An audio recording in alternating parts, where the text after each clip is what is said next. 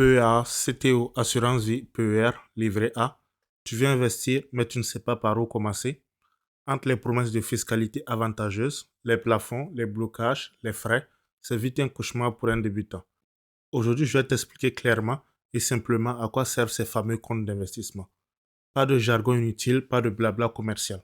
On va voir ensemble à quoi sert chaque support, ses avantages, ses inconvénients, pour qui il est fait et surtout dans quel ordre les utiliser pour construire une stratégie solide, que tu sois étudiant, actif ou en préparation de retraite. À la fin de cette vidéo, tu sauras exactement quel compte ouvrir en premier, où placer ton argent selon tes objectifs et comment éviter les pièges fiscaux ou les placements inutiles. Tu peux même garder cette vidéo comme un guide de référence pour revenir à tout moment. Et si tu veux aller plus loin, like, abonne-toi et dis-moi en commentaire dans quel compte tu investis aujourd'hui. Ou si tu n'as encore rien commencé, c'est pas grave, on est là pour apprendre. C'est parti.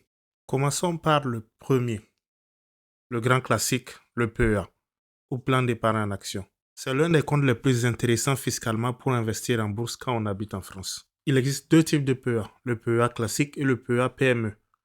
PEA classique dans lequel tu peux acheter tous les types d'actions que tu veux. Bien sûr, rien que les actions européennes. Dans le PEA PME, tu ne peux que mettre des titres de petites et moyennes entreprises. Dans le PEA classique, tu peux verser jusqu'à 150 000 euros. Et dans le PEA PME, 75 000 euros. Les deux font en tout 225 000 euros. Sache aussi que les deux sont exonérés d'impôts à partir de 5 ans de détention. Commençons par les avantages du PEA. Bien sûr, l'avantage 1, c'est la fiscalité. Tant que tu ne retires pas d'argent pendant 5 ans, aucun impôt n'est prélevé sur tes plus-values. Même après 5 ans, tu peux continuer à l'utiliser sans être imposé à chaque retrait. Par contre, tu as juste à payer 17,2% de prélèvements sociaux. Malheureusement, c'est quelque chose dont on ne peut pas s'échapper. L'avantage 2, c'est son accessibilité. Pour accéder au PEA, il n'y a pas de condition de niveau de revenu. Tous les majeurs fiscalement domiciliés en France peuvent y accéder. Il existe même un PEA jeune pour les 18-25 ans, rattaché au foyer fiscal de leurs parents, dont le plafond est de 20 000 euros. Le PEA a quand même quelques inconvénients. Le premier, c'est bien sûr la limitation aux actions européennes. Tu ne peux pas acheter d'actions américaines comme Apple, Tesla, Amazon, ni de crypto. Tu ne peux pas non plus acheter d'ETF mondiaux qui contiennent plus de 25% de hors Europe, sauf quelques exceptions optimisées fiscalement. Avec le PEA, on ne peut pas posséder d'actions américaines. Par contre, on sait tous actuellement que l'Amérique est le moteur du monde. Cette limitation peut être contournée facilement en passant par un ETF de réplication. Un ETF de réplication, c'est un ETF qui est créé pour suivre une tendance, par exemple répliquer le S&P 500. Par contre, dans cet ETF, vous ne possédez pas le sous-jacent. C'est-à-dire que l'ETF ne possède pas vraiment les actions du S&P 500. Il contient plutôt des actions du CAC 40. Cette partie est un peu technique, je ne vais pas rentrer dans les détails, mais sachez quand même qu'il est possible de contourner cette limitation. Si vous voulez une liste des ETF que vous pouvez avoir sur votre PEA, vous pouvez me le dire en commentaire et je vous en ferai une vidéo. Le deuxième inconvénient, c'est la limite de 150 000 euros. Une fois ce plafond atteint, tu ne peux plus verser de nouveaux fonds, contrairement à un CTO ou à une assurance vie. Attention, je tiens à préciser que c'est une limite de versement. Cela ne veut pas dire que ton PEA restera à 150 000 euros pour toujours. Cela veut simplement dire que tu ne peux que verser 150 000 euros. Et si tu gères bien ton PEA, tu pourras avoir un PEA de 200, 300 000, 400 000, 500 000 euros, peut-être même 1 million de plus-value. On ne sait jamais. Soyons fous. Le troisième inconvénient, c'est qu'il faut bloquer l'argent pendant 5 ans si tu veux garder l'avantage fiscal. Bien sûr, tu peux retirer avant, mais tu perds la fiscalité avantageuse, sauf cas exceptionnel, licenciement, invalidité, etc. Avant 5 ans, faire un retrait sur ton PEA clôture automatiquement le compte. Alors, pour qui est fait le PEA? Eh bien, pour tout le monde. Le PEA, c'est idéal si tu veux te constituer un portefeuille long terme, profiter des ETF à bas frais et éviter de payer des impôts sur tes gains. C'est une excellente porte d'entrée pour investir sans te faire matraquer fiscalement. C'est pour ça que beaucoup de Français commencent par le PEA. Il te donne accès à des placements solides tout en t'aidant à faire fructifier ton argent plus intelligemment que sur un livret A. Mais que faire quand tu veux investir dans des actions américaines? Quand tu veux les posséder en direct? Ou investir dans les marchés émergents? Ou même dans des ETF plus exotiques? C'est là que le CTO entre en jeu. On passe maintenant à un autre compte très utilisé par les investisseurs, le CTO, ou compte titre ordinaire. Contrairement au PEA, il est ouvert à tous les produits financiers sans restriction de zone géographique. À quoi sert le CTO? Le CTO, c'est le compte le plus simple et le plus flexible. Tu peux y loger des actions du monde entier, des ETF, des obligations, des produits dérivés, voire même certaines cryptos si ton courtier le permet. C'est l'enveloppe universelle. Pas de plafond, pas de contraintes d'utilisation, mais une fiscalité un peu plus lourde. Le CTO possède 3 grands avantages. La première, c'est la liberté totale d'investissement. Dans le CTO, on peut tout mettre. Actions US, asiatiques, ETF monde, matières premières, crypto, ETF, tout. Tu peux diversifier ton portefeuille à l'infini. Le second avantage, c'est le plafond. Le CTO ne possède aucun plafond.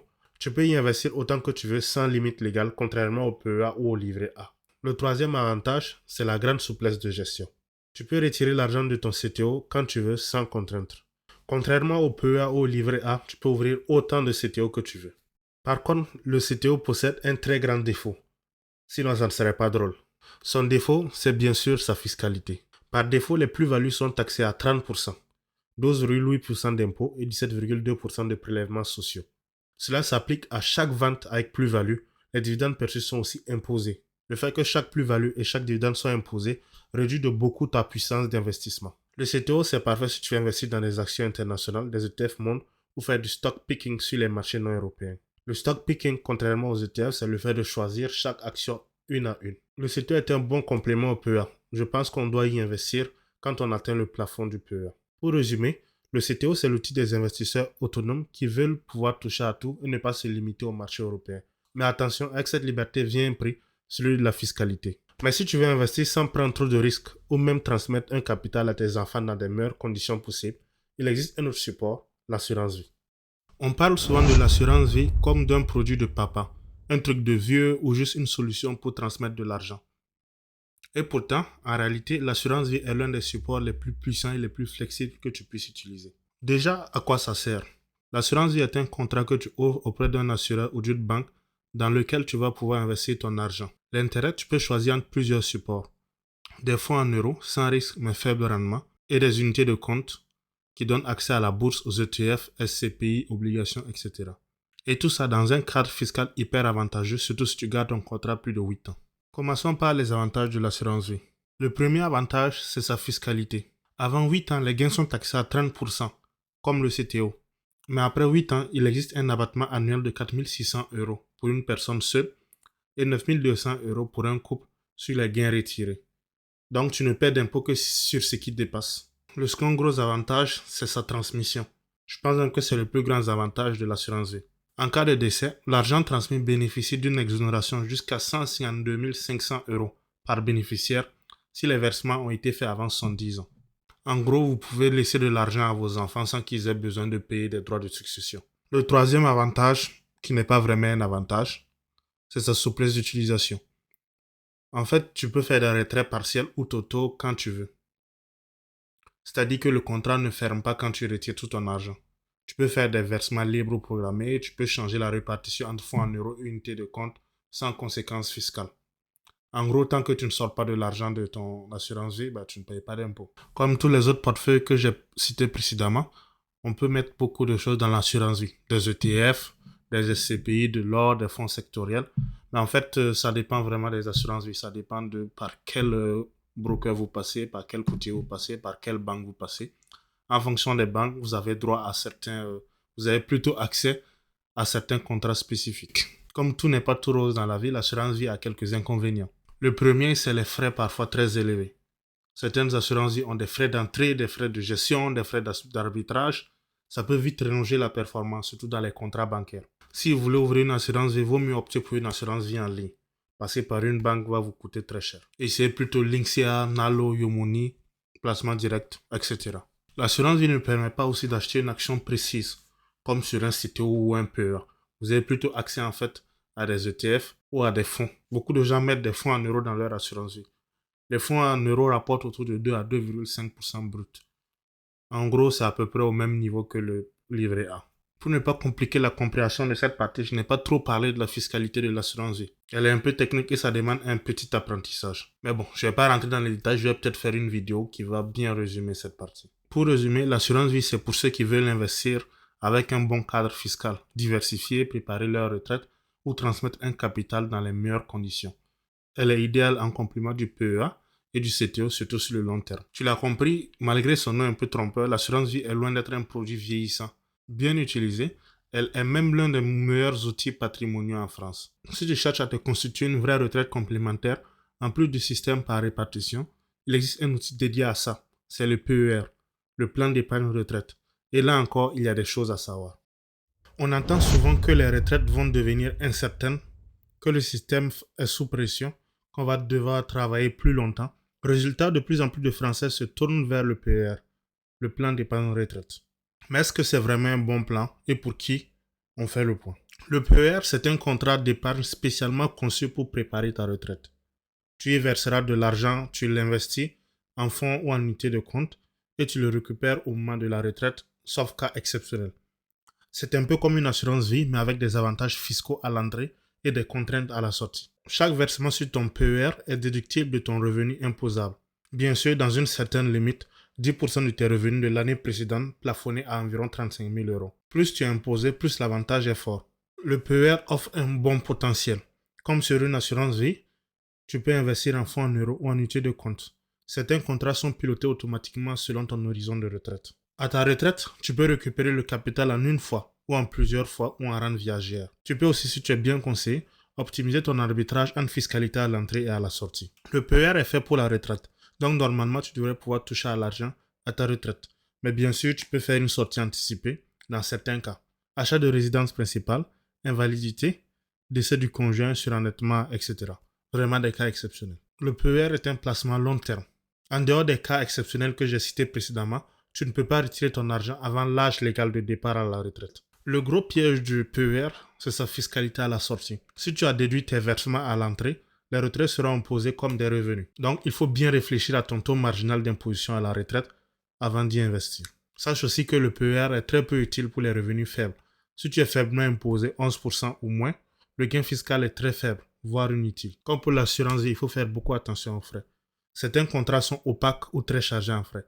Mieux vaut passer par des courtiers en ligne ou des PER low cost. Le PER est parfait pour les gens qui paient beaucoup d'impôts aujourd'hui et qui veulent préparer leur retraite tout en allégeant leur fiscalité. Mais il est à éviter si tu veux garder ton argent disponible ou si tu es faiblement imposé. C'est un outil très puissant, mais qui doit être utilisé dans une stratégie long terme. En résumé, ne mets pas tout dans un PER, mais c'est un excellent complément si tu optimises ta fiscalité. On vient de voir les principaux supports d'investissement à long terme, mais que valent vraiment les placements réglementés comme le livret A ou le LDDS? Peut-on les considérer comme des supports d'investissement? Spoiler, pas vraiment, mais ils ont tout de même leur rôle. On entend souvent, moi j'investis dans mon livret A. Mais soyons clairs, les livrets réglementés ne sont pas des supports d'investissement.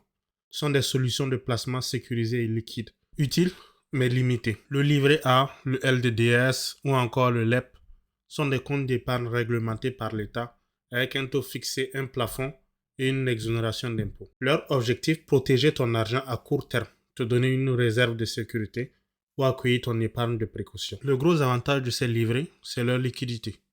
Ils sont 100% liquides. En plus de ça, tu prends zéro risque car le capital est garanti par l'État. Aucune fluctuation. Ces livrets sont utiles pour ton fonds d'urgence. C'est le bon endroit pour 3 à 6 mois de dépenses en réserve ou pour les imprévus du quotidien. J'ai dit précédemment que ces livrets sont garantis par l'État. Cela implique que leur rendement est très faible. Le livret A et le LDDS sont à 3% net en 2025. Le LEP, le livret d'épargne populaire, est à 5%, mais il est réservé aux revenus modestes. Au cas où vous ne le saurez pas, ces livrets ont des plafonds.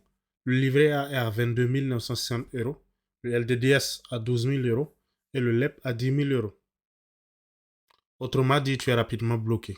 Ces livrets doivent être utilisés pour leur liquidité. Ils protègent ton argent, mais ils ne le font pas fructifier sur le long terme. L'inflation peut même ronger leur rendement. Ces livrets sont indispensables pour ton épargne de sécurité, pour dormir tranquille, pour gérer une panne de voiture ou payer une dépense imprévue. Mais ils ne sont pas faits pour construire ton patrimoine ou préparer ta retraite. En résumé, garde l'essentiel de ta trésorerie sur le livret A ou le LDDS. Mais dès que tu veux faire croître ton argent sur le long terme, dirige-toi vers le PEA ou une assurance vie ou un CTO. On a vu les principaux comptes d'investissement. Mais au final, comment choisir entre PEA, CTO, assurance vie, PER, livret et surtout, peut-on les combiner intelligemment? C'est ce qu'on va voir dans la dernière partie. Tu as maintenant une bonne vision de tous les grands comptes pour investir en France. Livret réglementé, PEA, CTO, assurance vie, PER. Mais la vraie question, c'est quel compte est fait pour toi et surtout peut-on en ouvrir plusieurs. Bonne nouvelle, tu n'as pas à choisir un seul support. En réalité, les comptes sont complémentaires et la plupart des investisseurs performants les utilisent ensemble. Pour les débutants, l'objectif c'est de constituer une épargne de précaution, débuter en bourse et limiter les risques. Pour ça, les supports conseillés sont le livret A pour la sécurité et le PEA pour apprendre la bourse avec les ETF. Pourquoi? Parce que les frais sont réduits, la fiscalité est favorable et c'est simple à mettre en place. Pour un investisseur équilibré avec des revenus réguliers, Son objectif est de faire croître son patrimoine, préparer des projets, préparer sa retraite. Dans ce cas, là, il vaut mieux utiliser le PEA, l'assurance vie et le CTO. Tu peux aussi ajouter un PER si tu as une fiscalité élevée. Pour ceux qui ont des hauts revenus, cadre supérieur, profession libérale, entrepreneur, l'objectif principal, c'est d'optimiser la fiscalité et de se préparer une retraite complémentaire. Bien sûr, si vous constituez un patrimoine, il faut préparer aussi la transmission de ce patrimoine-là. Les supports les plus intéressants à utiliser seront alors le PER pour la déduction fiscale puissante, une assurance vie pour la transmission, les appartements, ETF, tout ça, et le PEA pour un rendement long terme en action. Pour utiliser tous ces supports-là, il faut mettre en place une stratégie. Il faut arbitrer selon le taux d'imposition d'aujourd'hui versus la retraite et il faut bien réfléchir à son projet d'avenir. Pour un rentier ou un futur retraité, son objectif sera de préserver le capital et générer des revenus réguliers. Dans ce cas-là, ça serait une assurance vie parce qu'elle offre une rente et des retraits partiels avec une fiscalité douce. Un PEA pour avoir des dividendes non fiscalisés. Un PER pour une sortie en capital ou rente. Et des livrets pour avoir une trésorerie stable. Pour ceux qui ne veulent pas se prendre la tête, les supports conseillés sont le PEA et l'assurance vie. Vous pouvez les faire gérer automatiquement avec une stratégie lazy en DCA. Avant de se lancer dans l'investissement, il faut commencer par les bases. Il faut d'abord se constituer un fonds d'urgence sécurisé. Et aussi, il faut avoir une compréhension minimale des supports avant d'investir. Il ne faut pas sous-estimer la fiscalité. Elle peut ronger ta performance ou l'optimiser fortement selon comment tu utilises les enveloppes. Voilà, tu as désormais une vue complète de tous les supports pour investir. Il n'existe pas de solution magique, mais en comprenant bien les outils, tu peux construire une stratégie solide, personnalisée et surtout durable. Si cette vidéo t'a aidé à y voir plus clair, pense à t'abonner, à liker et à partager autour de toi. Et dis-moi en commentaire quel compte tu utilises aujourd'hui et lequel tu comptes ouvrir en premier. À très vite pour une prochaine vidéo sur l'investissement et surtout investissez intelligemment.